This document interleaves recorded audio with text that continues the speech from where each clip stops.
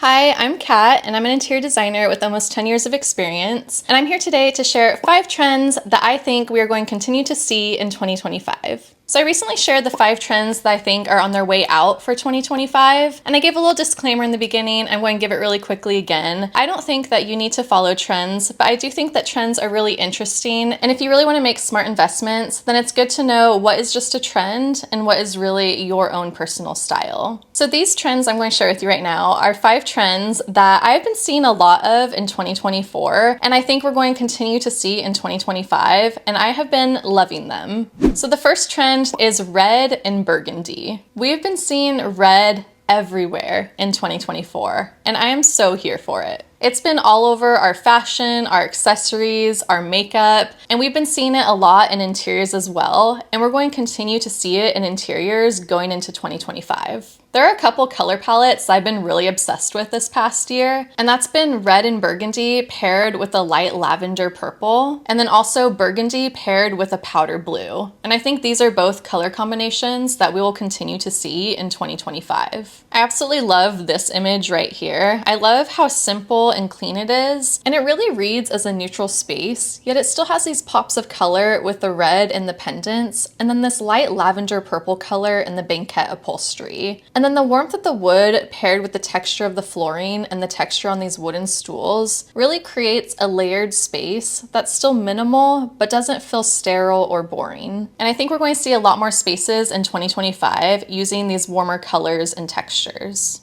This one is a little different because it's going a little bit more maximalist in how it's using its colors with these sort of richer and moodier, darker tones. And I love the pop of color that the red is bringing into this space that's otherwise very dark and moody.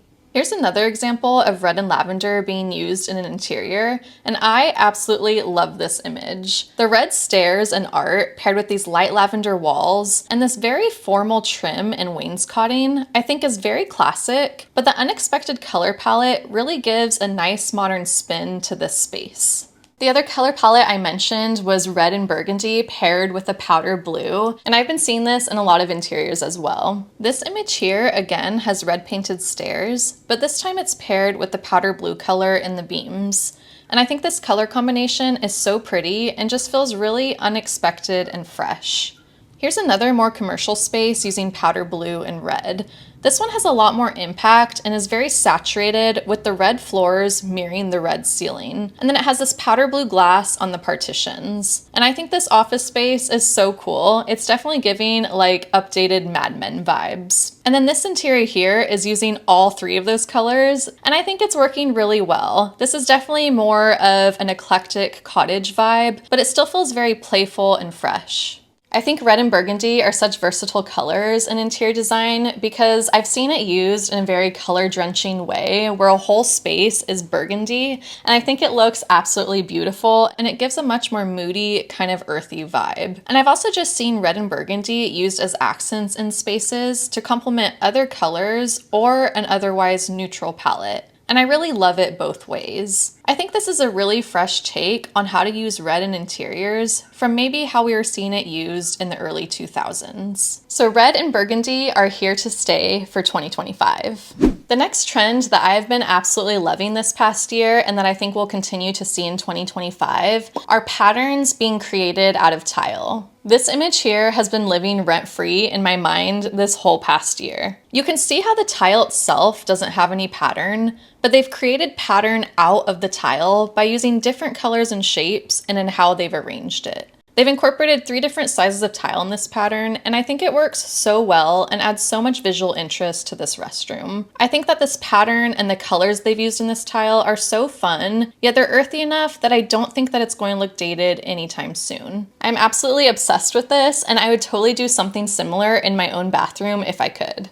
This is another interior that I have been absolutely obsessed with this past year, and they've incorporated a lot of pattern into how they've arranged their tile. I love how they've delineated the different spaces in this interior through the use of the tile pattern. You can see how they've done this checkerboard underneath the kitchen island and how it's run up the base of the island and really grounds that island in the space and makes that the focal point. And then I love how it transitions into the exterior space as well with a different pattern. And again, we're seeing that red and powder blue combination here, and I'm loving it so much.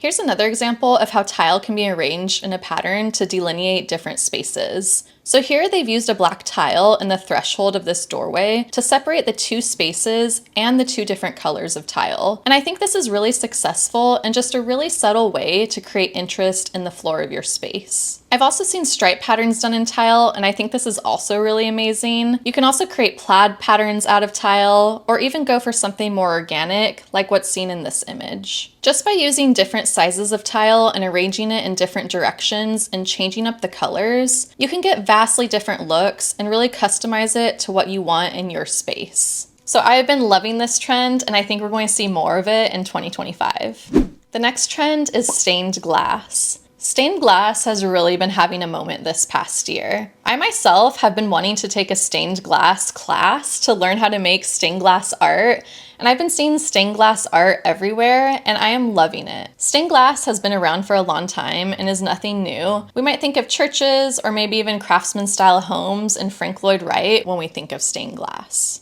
And stained glass is definitely coming back as we're wanting our homes to look more handmade and custom. This is again that same interior that I showed for that pattern tile, and every corner of this home is absolutely amazing. They've just done a really simple square stained glass as a border on their windows, and it's also in a few other key places in their home, such as in this transom window above their front door. And it's only in a few colors, but it really ties together the colors of this home and all these separate spaces, and it really leaves an impact and just feels really special and unique to this home. I think that stained glass can really be done in a variety of different styles. It can go more traditional, or it can go more modern and funky, and it can also be more organic with more nature motifs, or it can be more geometric and minimal. And I really think that's the beauty of stained glass. It can be whatever you want it to be and really reflect you as an individual in your home. So this trend is definitely here to stay for 2025.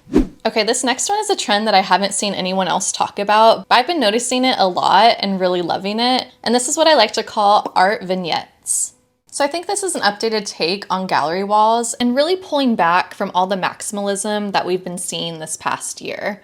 This is another image that I've been loving, and you can see how they haven't done a traditional gallery wall with their art here, but they've created vignettes with how the art is displayed around the piano and how it interacts with other elements within the space. I love how this one larger piece of art above the piano is off-centered, but then it's really balanced with these other two smaller pieces of art off to the left of the piano. And then that, paired with the sconce on the wall, really creates this whole vignette surrounding this piano. It creates this really special moment in the space by drawing focus to the piano and in how the art is interacting with the piano. And then the chimney from the fireplace really frames the whole space, along with this mobile that's hanging up above. Everything all together interacts in this interior to create a larger picture and a really cohesive space that a gallery wall just couldn't do.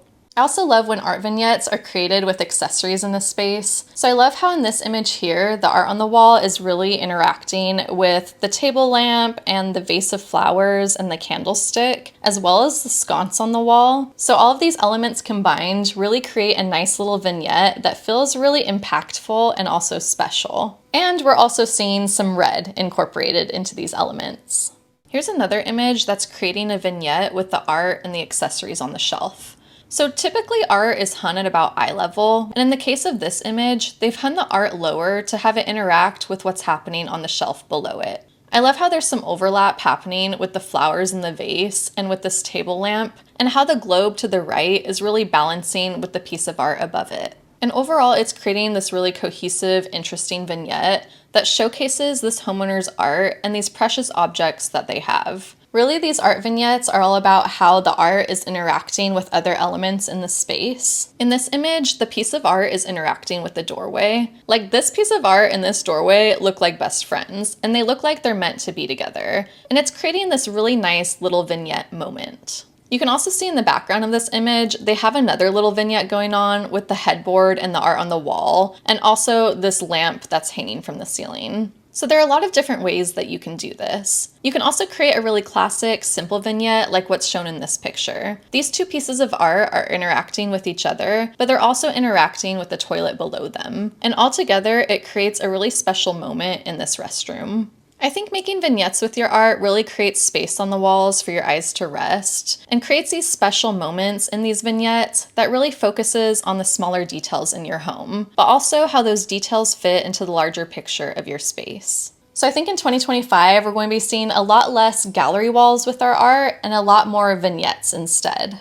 The next trend I've been seeing a lot of, and I've been really loving, is painted trim. I think this is just another way that we're creating this sort of customization within our homes and making our homes feel really unique and special to us as individuals. So this image here is pairing powder blue trim with this red tile, which is that color combination that I was talking about, and I think that it's working so well. It feels eclectic and very cheerful and fun, and it just brings unexpected color into the space, but still feels very bright and airy. So I feel like this is kind of an evolution of all the color drenching that we've been seeing. I think we might be seeing just more painted trim in general. I think this painted trim also works really well in a traditional style home and brings something a little interesting and unique to an otherwise traditional space. This is another great image that uses powder blue trim, but here they've painted the crown molding and the ceiling itself this yellow ochre color, and I think this is just really beautiful and still feels very traditional and classic, but just has this little unexpected twist that I really love.